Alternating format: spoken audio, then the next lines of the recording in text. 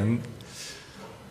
제가 99년도에 미국 뉴욕에 있는 방문했을 때 자유의 여신상하고 있지 않습니까? 처음 방문했던 쌍둥이 빌딩, 월드 트레이드 센터 있는 빌딩 보니 참 웅장하다, 대단하다라는 걸 느꼈습니다. 그런다가 2002년도에 가니까 그 자리가 뻥 비어 있는 거예요. 그래서 도리어 그 자리에 사진과 추모하는 어떤 꽃들이 놓여 있고 참 처참하더라고요. 고요하게 전부 다 수연히 그 많은 생명들이 앗아간 그 장소에 멋있게 솟아있던 월드 트레이드 센터가 두 쌍둥이 빌딩 높이 놓는 상태, 그 아름다움이 다 사라지고 슬픔과 고독과 어둠의 적막함이 가득 찼는 그 장소를 2002년도에는 느꼈습니다. 이 이야기를 왜 하는가 하면, 여러분, 인류에 있어서 가장 비참하고 영화 같은 테러 사건이 2001년도에 있는 9.11 테러 사건이죠. 정말로 영화처럼 우리를 슬프게 만들었던 그런 사건이라고 여겨지고 있습니다. 그런데 인류 역사상 가장 위대한 구출 사건이 있다고 한다면 1976년 7월 아프리카 우간다의 엔테베 공항에서 일어났습니다. 1976년 6월 27일 그리스의 아테나의 공항을 출발한 에어프랑스사의 그 여객기가 항공을 하고 있을 때에 아랍의 테러리스트들에 의해서 납치됩니다. 거기에 이스라엘 사람 102명이 타고 있었고 이들은 곧 인질로 잡히고 말았습니다. 이 비행기는 당시 악명 높은 독재자 이디 아민이 통치하고 있던 우간다 엔테베 공항으로 인도되었습니다. 당시 라빈 수상이 이끌던 이스라엘에서는 곧 긴급 강요회의에 열려서 비밀스럽고 중대한 결정을 내리게 되었지요. 며칠 후 당시 30세의 베냐민 네탄야후 대령이 이끄는 특별작전 요원들이 6대의 비행기에 분승하고 이스라엘을 떠났습니다. 그리고 그들은 저공 비행으로 상대 레이더망을 피해서 엔테베 공항에 무사히 도착했습니다. 그리고 불과 15분에서 20분 정도의 모든 작전을 성공으로 끝내고 말았습니다. 몇 명의 사람들이 3명의 인질이 희생되고 작전 요원 가운데 한 사람이 희생되긴 했지만 이 작전은 그 유명한 바로 엔테베 작전이라고 하는 것입니다. 사랑하는 여러분, 이 사건이 있은 이후에 직후에 네탄야후 대령에게 한 기자가 이런 질문을 했습니다. 당신은 작전을 수행하는 순간 어떤 생각이 들었습니까? 혹 두려워하지 않았습니까? 힘들지는 않았습니까? 무엇이 당신을 지배하고 있었습니까? 어떤 생각이 당신을 지배하고 있었습니까? 라고 하는 기자의 질문에 이 대령은 이렇게 대답했습니다. 나의 동족이 구원을 기다리고 있다. 그리고 나는 그들에게 구원을 주어야 된다고 하는 생각밖에 없었습니다. 했습니다. 저는 이 엔테베 작전과 비교할 수 없는 인류 역사의 가장 위대한 구출 사건이 있다고 한다면 저는 예수 그리스도의 십자가의 사건이라고 생각합니다. 우리 때문에 죽으시고 나 때문에 부활하시고 승천하신 예수님 앞에 가서 우리 질문한다고, 예수님 십자가에서 얼마나 힘드셨습니까? 고독하셨습니까? 두렵지는 않으셨습니까? 예수님 그때의 그 순간에 무슨 생각으로 가득 차셨습니까? 라고 질문을 한다고 한다면 주님은 네탄야후의 대령과 비슷한 대답을 하셨을 거라고 생각합니다. 나는 사람들이 나의 구원을 기다리고 있다고 하는 사실과 내가 그들을 구원해야 한다고 하는 생각을 했다. 그리고 나는 다른 생각이 없었다라고 우리에게 말씀하실 것입니다. 복음서를 보면 예수님께서 이 세상에 오신 목적을 우리에게 분명히 말씀해 주고 있습니다. 인자가 온 것은 잃어버린 자를 찾아 구원하게 하려 함이라. 우리를 죄에서 구출하려고, 우리를 구원하시려고 예수님은 이 땅에 오셨다라고 말씀하고 있습니다. 그분은 구원을 위해서 이 땅에 살고 있는 죄와 고독과 아픔과 지옥의 진노의 그 슬픔을 안고 살아가는 우리를 구출하기 위해서 예수님께서는 이 지구촌을 방문하셨습니다. 그렇다고 한다면 이 구원의 의미가 도대체 무엇일까요? 구원이란 무엇입니까? 저는 바울 사도의 고백을 통해서 그 의미를 오늘 찾아보고자 합니다. 첫째로 구원은 보면 그리스도 안에서의 새로운 부활이다라고 말하고 싶습니다. 예수 안에서의 새로운 부활. 1절 말씀을 한번 보시겠습니다. 오늘 본문 2장 1절에 보시면 뭐라고 말하고 있습니까? 그는 허물과 죄로 죽었던 너희를 살리셨도다. 너희의 허물과 죄로 죽었던 너희를 살리셨다. 오늘날 구원에 대한 가장 보편적인 오해는 무엇일까요? 구원이라고 생각한다면 어떤 한 사람이 단순히 개선되거나 개혁의 수준에 머물고 있다는 것입니다. 그러나 성경에서 말하고 있는 구원은 그 차원을 넘는 것이죠. 교회 나가고 예수 믿더니 좀 나은 사람이 되었네. 교회 나가고 예수 믿더니 좀 더 윤리적으로 좀 더 깨끗한 사람이 되었네라고 하는 것이 아니라 우리는 그 정도의 구원이라고 생각하고 있지만 성경에서 말하는 구원은 그런 차원이 아닙니다. 인격의 개선이 아니라 새로운 존재의 창조를 성경은 말씀하고 있습니다. 구원은 단순한 인격의 개선이 아닌 것입니다. 새 인간이 되는 것이고 새로운 존재가 되는 것이고 또한 새로운 존재로서의 부활, 이것이 구원이다라고 성경은 말하고 있습니다. 미국인들은 미식 축구를 좋아합니다. 그 누구보다도 세계에서 어느 나라보다도 미식 축구를 좋아하는데 그 미식 축구에 유명한 코치가 있는데 조 깁스라고 하는 코치입니다. 현재 명예의 전당 안에 그의 이름이 들어가 있을 정도로 유명한 사람입니다. 그가 예수를 믿게 된 한 간증이 있습니다. 그 간증의 내용 가운데 이런 간증이 있는데 간증을 하면서 이런 말을 했습니다. 친구가 집에서 개 한 마리를 기르고 있었습니다. 그런데 어느 날 밖에 나갔다가 어둑어둑해질 무렵에 개를 보니까 뭔가 어느 집 그 개의 입에 하얀 동물이 물려 있는 거예요. 그래서 얼른 빼앗아서 그 토끼를 집으로 데리고 와가지고 비누로 씻고 샴푸로 씻고 그리고 향수까지 뿌려서 옆집에 갖다 준 거예요. 옆집 토끼인 걸 알고 있거든요. 가니까 마땅히 토끼장이 비어 있는 거예요. 얼른 집어넣고 밤에 돌아왔습니다. 그리고 그 다음날 일찍 출근을 하고 하루 일과를 마친 이후에 빨리 돌아와서 그 옆집을 어성거리고 있었습니다. 그때 그 옆집 주인이 나오길래 요즘 어떻게 지내세요? 라고 인사를 하니까 고개를 가우띵하면서 이상하다. 무슨 일 있으세요? 라고 물으니까 그분이 이렇게 말을 하셨어요. 3일 전에 우리 집 토끼가 죽어서 동물공원 묘지에 데려가기 전에 임시로 뒤뜰에 묻어놓았는데 어떤 놈이 그 토끼를 파내어서 목욕을 시키고 비누칠을 하고 샴푸질 해가지고 향수까지 뿌려가지고 그 토끼장에 집어넣었다는 거예요. 조 깁스가 이 이야기를 하는 이유가 뭡니까? 그는 이야기를 마치면서 이런 말을 했습니다. 많은 사람들이 구원받는 것을 죽어있는 시체에 비누칠을 하고 샴푸를 하고 향수를 뿌리는 것처럼 생각한다는 것입니다. 그러나 이것은 구원이 아닙니다. 아무리 그래도 죽은 것은 살아나지 않습니다. 죽은 것에 샴푸를 한다고 해서 비누칠을 한다고 해서 향수를 뿌린다고 해서 죽은 생명이 살아나지는 않습니다. 오늘 2장 1절 말씀 보십시오. 너희의 허물과 죄로 죽었던 너희를 대표 기도를 하는 분들 가운데 혹시 이런 실수를 합니다.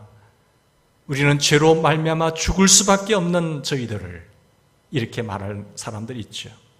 그런 표현들을 합니다. 그러나 성경은 말하기를 성경은 죽을 수밖에 없는 것이 아니라 이미 죽었다라고 우리에게 선언하고 있습니다. 죄로 말미암아 허물로 말미암아 죽었던 우리, 영적 시체인 우리, 죽었다라고 하는 것은 영적 시체라는 말입니다. 그래서 성경에 죽었다는 말에는 단절의 의미가 들어있습니다. 하나님과 단절된 상태, 하나님과 교통할 수 없는 상태, 그것이 단절입니다. 하나님과 교제할 수 없는 상태, 이 죽은 영적 시체인 우리, 하나님과의 관계가 단절되었다는 말이죠. 그래서 허물과 이 죄라고 하는 것에는 기능적인 면에서 보면 차이가 있습니다. 어떤 차이가 있는가 하면 허물이라고 하는 것이 뭔가? 그것은 바로 하지 말아야 할 것을 하는 것이 허물이라 성경은 말하고 있습니다. 여기에 잔디가 있습니다. 여기에 잔디에 파릇파릇한 잔디에 줄을 치놓고 여기에 들어가면 안 됩니다 하고 했는데 들어가는 것이 허물입니다. 하지 마세요 하는 것에 하는 것, 허물이죠. 그러나 죄란 무엇이냐? 죄라고 하는 것은 여기에 화살을 관역을 향해서 쏘아서 맞춰야 되는데 그 관역에서 빗나가는 것이 바로 하마르티아 죄입니다. 즉 마땅히 해야 할 것을 하지 않는 것이 죄라는 것이죠. 하나님의 법이라고 하는 것은, 하나님의 말씀이라고 하는 것은 마땅히 해야 할 것과 하지 말아야 할 것으로 구성이 되어 있습니다. 이 두 가지로 되어 있는데, 그런데 우리는 하지 말아야 할 것은 하고 하지 말아야 할 것은 하고 해야 할 것은 하지 않는 것이 우리의 실상 아니겠습니까? 그래서 우리는 하나님의 마음을 아프게 하고 있습니다. 하나님의 법을 깨고 죄인이 된 것이죠. 거룩하신 하나님은 이런 죄인에게 고개를 돌리셨습니다. 하나님과 단절된 상태예요. 하나님과의 관계가 단절되었고 사람이 죄를 지어서 영적인 시체가 된 것입니다. 이 영적인 시체를 살리는 데는 단 한 가지 방법밖에 없습니다. 무엇입니까? 새로운 생명을 불어넣는 것이에요. 새로운 생명을 집어넣어야 그 생명이 사는 것입니다. 새로운 생명이 들어오지 않으면 시체는 살아날 수 없습니다. 성경은 예수님께서 오신 목적을 뭐라고 말하고 있습니까? 또한 요한복음에는 보면 내가 온 것은 양으로 생명을 얻게 하는 것이다. 죽었던 영적인 시체인 우리에게 생명을 불어넣기 위해서, 생명을 주시기 위해서 오셨다라고 말하고 있습니다. 뿐만 아니라 또한 단성에 보면 죄의 삭선 사망인데 하나님의 은사는 그리스도 예수 안에 있는 영생이니라 말씀하고 있습니다. 이 영생을 주시기 위해서, 잃어버린 자를 찾아 구원하기 위해서 생명을 주시기 위해서 예수님은 높고 높은 보좌 위에서 낮고 낮은 우리를 향하여 오셨습니다. 그리스도는 새로운 생명이요 영원한 생명을 주시기 위해서 이 땅에 오셨는데 예수 그리스도를 필요로 하고 그분이 내 마음속에 오시기를 요청하여서 그분을 나의 구주로 요청하고 그분을 나의 주님으로 받아들일 때에 그분은 우리에게 생명을 주시는 것입니다. 그 생명은 영원한 생명이죠. 이런 생명을 가진 상태가 바로 구원이라는 것입니다. 놀라우신 예수 그리스도의 생명이 내 안에 들어와 있는 상태, 영원한 생명이 나와 함께하는 상태, 그것이 바로 구원이라는 것이죠. 이 부활의 체험을 말합니다. 우리가 이 생명을, 영원한 생명을 소유하기 전에 어떤 존재였습니까? 이 세상에 우리는 일방적인 지배를 받고 살았습니다. 오늘 말씀 2절, 3절 보시겠습니다. 자, 우리가 예수님의 자녀가 되고 영원한 생명이 나에게 들어와서 하나님의 생명을 소유하기 되기 전에는 어떠한 지배를 받으며 살았습니까? 그때에 예수 믿기 전에, 하나님의 자녀가 되기 전에, 생명이 들어오기 전에 너희는 그 가운데서 행하여서 이 세상 풍조를 따르고 공중의 권세 잡은 자를 따랐으니 곧 지금 불순종의 아들들 가운데서 역사하는 영이라고 말하고 있습니다. 하나님 없이 사는 사람들이 어떤 지배를 받고 살아갈까요? 하나님 없이 세상에 살아가고 있는 불신자들은 누구의 지배를 받으며 살고 있을까요? 첫 번째로 세 가지 지배를 받는데 첫 번째로 어떤 지배입니까? 세상의 지배를 받습니다. 이 세상이라고 하는 것은 이 세상의 흐름과 이 세상의 철학과 이 세상 하나님을 대적하는 악한 사조 흐름, 이런 것에 지배를 받으면서 살아가고 있습니다. 세상의 잘못된 유행, 이 세상의 허무한 것들을 맹목적으로 지배를 받으며 살아가는 것이 불신자들이요, 과거에 우리도 그랬습니다. 예수 믿기 전에는 이 세상의 풍조를 따라 지냈어요. 그리고 또한 어떠한 지배를 받으며 살았습니까? 이 세상 풍조를 따를 뿐만 아니라 우리는 여기 보면 마귀를 쫓아가고 마귀의 지배를 받았습니다. 공중권세 잡은 자를 따랐다고 했지 않습니까? 공중권세 잡은 자를 따랐으니 곧 이 공중권세 잡은 자는 누굽니까? 마귀를 가리키는데 사탄의 지배를 말하는 것입니다. 곧 지금 불순종의 아들들 가운데서 역사하는 영이죠. 지금 불순종하고 하나님의 말씀을 거역하고 이 세상 풍조를 따르고 하나님의 말씀에 불순종하는 사람은 누구의 지배를 받을까요? 마귀의 지배를 받습니다. 불순종하는 사람들의 그 악한 흐름, 그 그 마귀의 지배를 받으면 사는 우리, 악령의 지배 속에 있고 마귀의 지배를 일방적으로 받으며 살아왔던 우리였습니다. 전에는, 그때는. 그리고 또한 어떤 지배를 받으며 살아왔습니까? 예수의 생명이 들어오기 전에, 내가 하나님의 자녀가 되기 전에 어떤 삶을 살았습니까? 육체를 따라 지냈지요. 3절에 보십시오. 육체는 무엇을 말할까요? 이 신체가 아니라 우리의 죄짓게 만드는 부패성을 말합니다. 3절에 보면 전에 우리도 다 그 가운데서 우리 육체의 욕심을 따라 지내며 육체와 마음이 원하는 것을 했잖아요. 하나님의 뜻과는 전혀 상관없이 육체의 즐거움을 위해서 이 죄의 부패성을 따라서 우리는 살아가고 있었습니다. 우리는 우리 안에 있는 이 부패성, 복음을 듣지 못해서 주님을 알지 못했을 때에 우리는 세상의 지배와 마귀의 지배와 악령의 지배와 사탄의 지배와 그리고 이 육체의 지배를 일방적으로 받으며 살았습니다. 그러던 우리가 그리스도 안에서 새로운 생명을 소유하는 그 순간 우리는 새로운 존재로 부활했습니다. 할렐루야. 새 생명을 얻었습니다. 그래서 나는 예수 그리스도와 함께 십자가에 못 박혔나니 그런즉 이제는 내가 사는 것이 아닙니다. 내 안에 그리스도께서 사시고 그 생명이 들어와서 새로운 부활된 존재로서 삶을 살아가는 것이죠. 에스겔서 37장에 보면 말씀의 부활 체험을 가장 감동적으로 그린 대목이라고 생각합니다. 어느 날 하나님은 에스겔을 선지자에게 찾아와서 말씀합니다. 얘들아, 얘야, 너는 이 말씀을 저들에게 가서 전해라.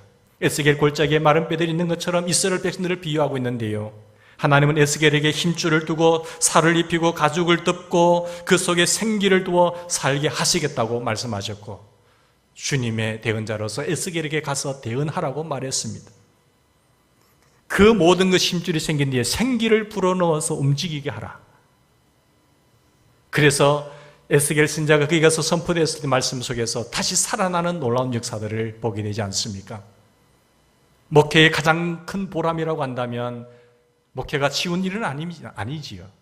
그러나 가장 큰 보람이라고 한다면 많은 심령들이 하나님의 말씀 가운데서 살아나는 것, 새로운 생명들이 일어나는 것, 그것이 가장 큰 보람이에요. 아픔과 고독과 힘든 상황 속에서 하나님의 말씀이 들어가서 하나님의 말씀은 살았고 운동력이 있어 좌우의 날선 어떤 것보다 더 예리하여 우리의 영과 혼과 및 관절과 골수를 찔러 쪼개기까지 하는 것이거든요. 이 말씀이 곧 하나님이요 성령님이 있습니다. 그래서 이 말씀이 들어가면 놀라운 생명의 역사가 일어나요. 그리고 우리 성도님들이 죽어가는 생명들을 마귀의 포로가 되어 있고 악령의 지배를 받고 있고 이 세상 풍조를 따라서 그리고 자기 육체의 욕심을 따라 지내는 사람들에게 생명을 전해 주어서 이 복음으로 생명을 살리는 놀라운 일들을 볼 때에 보람을 느끼는 것입니다. 우리 모두 이런 경험을 할 수 있잖아요. 전도하는 일, 이 복음을 전해서 주님을 알지 못하는 사람들에게 새로운 생명을 불어넣는 일, 죽은 사람을 살리는 일입니다. 주님 없이 복음 없이 이 세상을 살아가고 있는 사람들에게 예수 믿겠다고 하는 것보다 더 큰 기적이 어디 있겠습니까? 이 세상에서 가장 큰 놀라운 기적은 그에게 생명을 주는 것입니다. 예수 그리스도를 전해서 그에게 천국 백성 되게 하는 것이 가장 놀라운 기적이요 축복인 것입니다. 나 같은 사람이 어떻게 예수 믿었을까? 하나님의 기적이 아니고는 이런 놀라운 일이 일어날 수가 없지요. 여러분, 무엇이 기적입니까? 죽은 영혼 살아난다는 것이 가장 큰 기적 중에 큰 기적이라는 것을 믿으시기 바랍니다. 구원은 예수 안에서 새로운 존재의 부활입니다. 두 번째로 구원은 그리스도 안에서의 새로운 생활이에요. 오늘 10절 말씀 보시겠습니다. 10절 다 같이 읽읍시다. 우리는 그가 만드신 바라 그리스도 예수 안에서 선한 일을 위하여 지으심을 받은 자니 이 일은 하나님의 전에 이 예비하사 우리로 그 가운데서 행하게 하려 하심이라. 여기 보시면 구원은 부활이며 새로운 창조입니다. 새로운 창조된 존재, 새로운 부활한 새 생명을 지닌 존재가, 그러나 여기에서 멈추지 않습니다. 새로운 존재된 우리가 어떻게 살아야 될까요? 더 나아가서 구원은 새롭게 창조된 사람들이 새로운 생활 가운데로 들어가는 것이 구원입니다. 새 삶이 이루어지고 새로운 생활 속에 새로운 환경이 열리는 것, 이것이 구원이라는 것입니다. 새로운 생활은 무엇을 의미할까요? 무엇이 새로운 생활입니까? 하나님을 찬양하고 하나님을 기쁘시게 하고 하나님의 거룩하신 뜻을 이루어 드리는 것이 새로운 생활입니다. 전에는 내 욕심을 따라 내 육체에 원하는 것을 향하여 지냈습니다. 불순종의 사람이었습니다. 이 세상 풍조를 쫓아가는 인간이었습니다. 그러나 이제는 새로운 창조와 새로운 부활의 체험을 하여서 이제는 하나님이 기뻐하시는 것이 무엇일까? 하나님께서 나를 통하여 기대하시는 바가 무엇인가를 생각하면서 하늘의 영원한 그 기쁨을 향하여 추구하며 살아가는 인생, 그것이 구원이라는 말씀이죠. 전에는 불순종의 아들들이었지만 이제는 순종의 아들이 되는 것입니다. 전에는 세상에서 절망하던 사람들이었지만 이제는 하나님의 보좌를 바라보면서 사는 것입니다. 하나님의 보좌 앞에서 내게 주실 그 상을 바라보면서 위에서 부르신 부름의 상을 얻기 위하여 표대를 향하여 달려가는 인생, 이 새로운 출발하는 인생이 구원이라는 것입니다. 하나님을 향한 사랑을 고백합니다. 하나님을 향한 찬양을 합니다. 그리고 하나님을 향한 하나님을 내가 기쁘시게 해드리겠다고 하는 주님의 기쁨이 되는 존재가 되겠다고 결심하면서 살아가는 사람, 하나님의 선을 이루기 위하여 나를 창조하시고 나를 구원하신 목적대로 하나님의 그 선을 이루기 위하여 애쓰는 아름다운 새 생활 속으로 들어가는 인생, 그것이 구원이죠. 오늘 10절 말씀 보십시오. 우리는 그의 만드신 바라. 왜 만드셨습니까? 왜 구원하셨습니까? 창조의 목적이 깨어졌지만 다시 재창조의 놀라운 역사, 예수 그리스도의 십자가의 보혈로 말미암아 죄사함 받고 그 놀라운 생명이 내게 들어옴으로 말미암아 재창조된 우리 인간, 이 구원받은 인생이 선한 목적을 위하여, 하나님의 선한 일을 위하여 나아가는 것, 그런 인생은 어떤 인생인가? 그런 사람은 어떤 존재냐? 그의 만드신 바라, 그의 작품이라는 것이, 우리는 그의 작품입니다. 여기 그렇습니다. 우리는 그분의 새로운 작품인데 그리스도 예수 안에서 하나님의 선한 일을 하도록, 새로운 삶을 살도록 만드신 새로운 작품입니다. 우리 옆 사람 한번 인사하십시다. 당신은 하나님의 놀라운 작품입니다.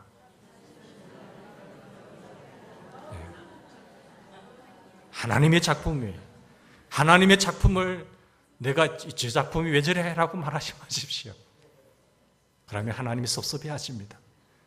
저마다 다 개성 있게 생겼습니다.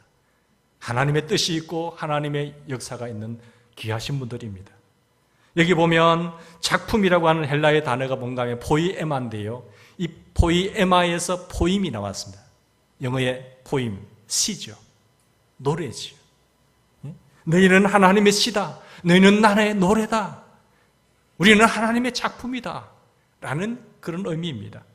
구원받은 우리, 예수 그리스도를 나의 구세주로 영접한 우리를 하나님은 새로운 작품으로 간주하며 이렇게 말씀하십니다. 너는 이제부터 나의 시야. 너는 이제부터 나의 노래야. 하나님이 그만큼 아끼고 귀하게 우리를 부르시고 세워주셨습니다. 예수 그리스도를 영접하는 순간 우리는 그리스도의 보혈로 죄 사함을 받았습니다. 동시에 우리는 천국 백성이 되었습니다. 그러나 구원이 여기서 끝나지 않았습니다. 어디로 나아간다고요? 구원이란 단순히 지옥만 면하는 것이 아니라 천국의 소망을 갖고 사는 우리가 하나님의 기대하시는 노래 같은 인생, 하나님이 기대하시는 시 같은 인생이 되는 것입니다. 이게 차원 높은 구원이죠. 그렇습니다. 그래서 이혜인 수녀가 쓴 두레박이라고 하는 그 시에 보면 친구가 보낸 글을 읽다가 이렇게 시를 지었다고 말합니다. 시를 살아가는 자가 되는 데 있다라고 깨닫고 그가 이렇게 고백하는데, 수녀님, 우리의 작업은 시를 쓰는 것보다 마지막 삶의 핵심에서 시를 추구하는 작업이 되어야 하겠지요. 우리가 시가 되어야 하겠지요. 하나님의 시가, 하나의 시가 망가지는 한이 있더라도 더 익혀두고 더 묵혀서 어느 날 인류의 가슴에 불을 땡기고 밝히는 하나의 시가 남기를, 땅속 깊은 곳으로 가서 더 순수하고 투명한 물을 퍼내십시오. 하나님은 그 아름다운 고독한 작업을 당신에게, 우리에게 맡기셨습니다. 그 시가 너무 고마워서 친구에게 고백하잖아요. 실을 만드는 아름답고 고독한 작업. 바로 그것이 인생이라는 것입니다. 구원은 그 작업의 시작입니다. 시를 만드는 인생, 노래를 만드는 인생. 여러분 예수 믿고 나서 어떠한 시를 쓰고 계세요? 어떠한 노래로 만들어지고 있습니까? 하나님이 여러분을 어떠한 작품으로 만들어가고 있으십니까? 내가 하나님의 시가 되고 내가 하나님의 노래가 되는 일의 시작이 구원이라는 것입니다. 그러므로 예수 그리스도를 영접하고 구원하시는 그날부터 내가 하나님의 자녀가 되고 천국의 소망을 갖고 나아가는 그 순간부터 우리 인생은 아름답고 착한 시를 쓰는 선한 인생이 되어야 됩니다. 여러분이 언제 예수를 믿으셨습니까?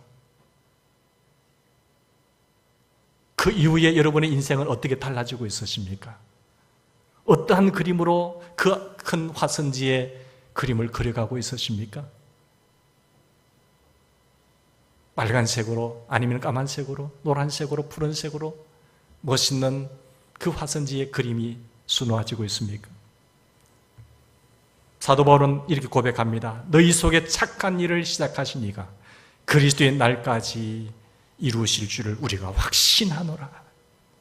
예수 믿고 그리스도께서 우리를 통하여 착한 일을 시작하신 이가 그리스도 예수의 날까지 이루실 줄을 우리가 확신하노라고 말씀하고 있어요. 하나님께서 여러분을 부르시고 택하셔서 여러분에게 놀라운 인생이 되도록 작품을 만들어가고 있다고 하는 사실에 확신할 수 있기를 바랍니다. 그러므로 구원이란 그리스도 안에서의 새로운 생활이에요. 세 번째로 구원은 그리스도 안에서의 은혜의 선물입니다. 너희가 오늘 8절 말씀 보십시오. 너희가 그 은혜를 인하여 믿음으로 말미암아 구원을 얻었나니 이것이 너희에게서 난 것이 아니요 하나님의 선물이라. 지금까지 말씀드린 이 놀라운 삶, 우리가 그리스도 안에서 새로운 존재가 되고 하나님의 참된 부활의 존재가 되고 새로운 창조물이 되고 하나님의 약속하신 놀랍고 아름다운 생활 속으로 들어가는 사건이 모두 값 없이 선물로 주어진 것이라고 말합니다. 여기에 내 공로는 하나도 없어요. 구원은 값 없이 주어진 선물입니다. 값 없이 주어졌다고 해서 싸구려 선물은 아니에요. 그렇게 생각하지 마십시오. 인도에서 사역하시던 어느 선교사님이 구원은 값 없이 주시는 하나님의 선물이다라고 말하니까 사람들이 못 알아들었어요. 그게 무슨 뜻이에요? 상대가 알아듣지 못하고 세상에 공짜가 어디 있느냐고 선교사님에게 말하더라는 것입니다. 그때 선교사님은 안타까운 마음으로 하나님이 우리를 사랑하셔서 그냥 값 없이 우리에게 구원을 주셨어요 라고 말하니까 조금 이해가 되던가 봐요. 공짜로 주셨어요? 그런데 갑자기 옆에 있던 한 자매가 자신의 목걸이를 가리키면서 이런 말을 했다고 합니다. 그러면 구원이 제 진주 목걸이 같겠군요. 저를 사랑하는 애인이 이 진주를 따다가 죽었어요. 이 목걸이는 그가 남겨준 진주를 가지고 만든 거예요. 제가 애인에게 공짜로 받은 것이지만 값으로 따질 수 없는 선물이죠. 값으로 따질 수 없는 생명이죠. 자기의 생명을 주고 그 진주로 자기의 목걸이가 있는 것이죠. 맞습니다. 구원은 값으로 따질 수 없는 하나님의 선물입니다. 자기의 독자를 십자가에 못 박이면서까지 죽기까지 그런 값비싼 대가를 치르고 우리에게 영원한 생명, 이 구원을 선물로 주셨습니다. 이 선물을 주시려고 하나님의 아들이신 예수 그리스도가 십자가에 달리셨습니다. 이 엄청난 희생의 대가를 지불하고 값으로 우리를 사셨습니다. 그러므로 이제 너희 몸은 너희 것이 아니요 너희 몸으로 하나님께 영광을 돌리라고 말씀하셨습니다. 이제 우리는 믿기만 하면 됩니다. 너희가 그 은혜를 인하여 하나님의 은혜가 임했습니다. 믿음으로 말미암아 믿음을 이 놀라운 은혜를 받아들이고 인정하면 되는 것입니다. 일방적인 하나님의 사랑 덕에 우리에게 베풀어진 선물, 그 선물을 믿기만 하면, 받기만 하면 됩니다. 구원은 공로로 이루어지지 않습니다. 공로는 구원의 조건이 아닙니다. 내가 물속에 빠져 죽으면서 살려주세요, 살려주세요 소리쳤다고 해서 구원받는 건 아니지 않습니까? 누군가가 제게 손을 내밀었고 내가 그분을 신뢰해서 그 손을 붙잡은 순간 나는 구원을 받은 것이. 그런데 내가 소리쳤다, 내가 이 소리치는 공로를 했기 때문에 내가 살아났습니다라고 말할 수가 있습니까? 소리치면 공로가 아닌 것입니다. 나의 공로로서 누군가가 나를 구해준 것 아닌 것입니다. 내가 구주 대원을 믿고 그를 신뢰하고 그분의 품에 안기는 순간 우리는 생명을 얻게 된 것이죠. 내가 살아난 것은 공로 때문이 아니라, 구원은 공로로 이루어지는 것이 아니라 구원은 아무런 공로 없이 우리에게 주어진 하나님의 선물이라는 것입니다. 이미 영적으로 죽어서 이미 하나님의 진노를 면할 수 없는 지옥 형벌 속에서 두려움 속에 살아가야 할 존재, 절대절명의 상황에서 우리가 하나님의 구원을 바라보았더니 그분이 구원자이신 예수 그리스도를 보내주셨고 나의 죄를 위해서 십자가에 못 박혀 죽으셨습니다. 그래서 그분을 의지하고 나를 맡겼더니 구원받은 하나님의 백성이 된 것입니다. 여기에 우리는 공로가 없습니다. 조건이 없습니다. 그래서 구원은 갚을 수 없는 은혜예요. 갚을 수 없는 은혜. 하나님의 갚을 수 없는 은혜예요. 우리가 이 구원을 무엇으로 갚을 수가 있단 말입니까? 우리는 갚을 수 없는 은혜에 그 놀라운 빚을 짓고 살아가고 있습니다.